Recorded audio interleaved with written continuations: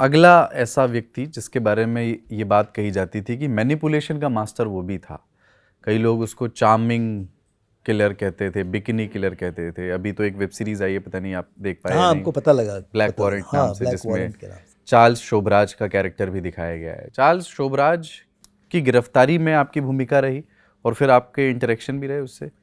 उसमें भी यही हुआ कि मैं डीसीपी क्राइम था, और मैं डीसीपी क्राइम था, करेक्ट, डीसीपी क्राइम था मैं। और जब ये घटना हुई तो तिहाड़ जेल या कि दुनिया के शायद ही किसी जेल में इतना इस ढंग का एस्केप हुआ होगा जैसा एस्केप इसने किया। जो उसकी प्लानिंग थी, जिस ढंग से एस्केप हुआ, मैंने वायलेंट एस्केप्स बहुत सारे हुए हैं।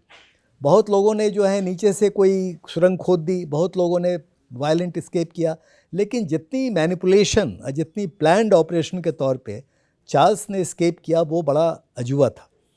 और उसमें पूरी की पूरी जेल का जो तंत्र था वो एकदम कोलैप्स कर गया था।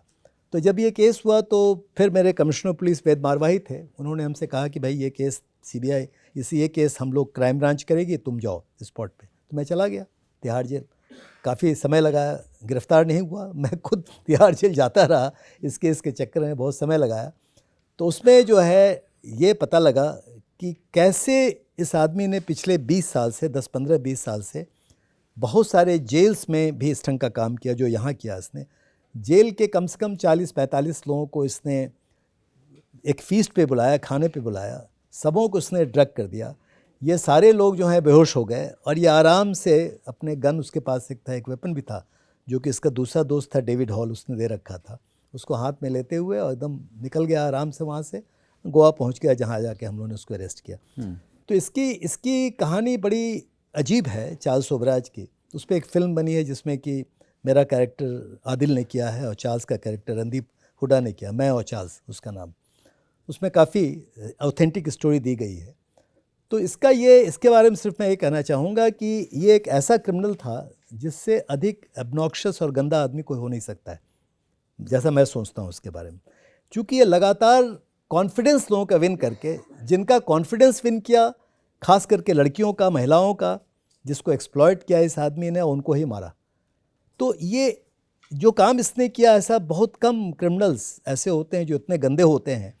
और कितनी बड़ी संख्या में बीसियों लड़कियों को, बीसियों दोस्तों को इसने ड्रग किया, इसने उनको, उनके साथ घूमता रहा, उनके साथ रहता रहा, उनको मारा, और मारने के बाद एक कंट्री में मारा, फिर दूसरे कंट्री गया, तीसरे कंट्री गया, ये हर जगह जाता रहा। और धीरे धीरे, जैसा आप मालूम है कि चार्ल्स शोभराज एक इंटरनेशनल क्रुक, इंटरनेशनल किलर के तौर पे बहुत ही ज़्यादा इसका नाम हुआ, और इसने पूरे पैसे भी कमाए। मतलब कि जहाँ जहाँ मौका मिला इसने खूब पैसे कमाए। बिना पैसा कमाए ये मीडिया से बात नहीं करता था, और मीडिया के भी कुछ लोगों को उसने काफ़ी मूर्ख बना दिया। तो ये इसकी कहानी है। At any point did he impress you? मतलब मैं इसलिए ये सवाल पूछ रहा हूँ क्योंकि कई लोग कहते हैं कि जो भी हो यार, बहुत स्मार्ट और चार्मिंग आदमी था, एक there was something about him, एक आकर्षण था उसके बारे में कि आप उसकी बातों में आ जाते थे। देखिए, ऐसा है, मैं तो नहीं आया, पहली बात तो ये। और ये आदमी जो है, मुझे इसमें कुछ भी पॉजिटिव नजर आया। मेरा ऐसा विचार है कि एक से एक बड़े क्रिमिनल में भी कुछ खास बात होती है, और वो खास बात को मैंने अप्रिशिएट किया है। जैसे ललित माकन अर्जुन दास जनरल वैद्या के केस जी। में एक व्यक्ति था हरजिंदर सिंह जिंदा, जो पहले एक बहुत मामूली ड्रग पेडलर था, लेकिन जब धीरे धीरे धीरे धीरे उसने इतने बड़े काम में हाथ डाला खालिस्तान के नाम पे, तो मैंने देखा कि उसकी पूरी पर्सनालिटी में एक ट्रांसफॉर्मेशन हुआ। आप समझ रहे हैं इस बात को? वो एक शहीद बन गया, गलत या सही, आप समझ रहे हैं। लेकिन ये एक ऐसा आदमी है जिसमें कोई हमको पॉजिटिव बात नजर नहीं, सिवाय इसके कि हाफ फॉरेनर होने की वजह से, जो हमारे यहाँ लोग जो हैं फॉरेनर्स पे बहुत ज़्यादा। और दूसरी बात है कि बातचीत में बहुत चालाक था।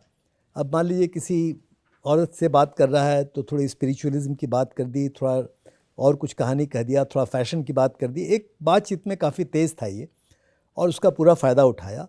थोड़ा बहुत लीगल नॉलेज इसको था, जिसका फ़ायदा इसने जेल में बहुत उठाया।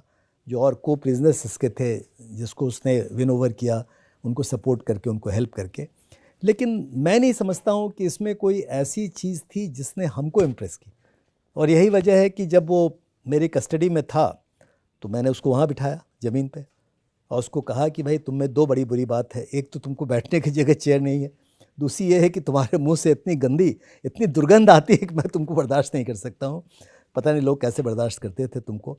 तो ये इस ढंग का कैरेक्टर था मेरे। उसकी जगह दिखाने के मकसद से कि आइडिया अपराधी हो। थोड़ा यही था कि भाई उसको एक ऑर्डिनरी पर्सन के समान ट्रीट किया जाए ताकि वो फील करे, उसको फील करना चाहिए।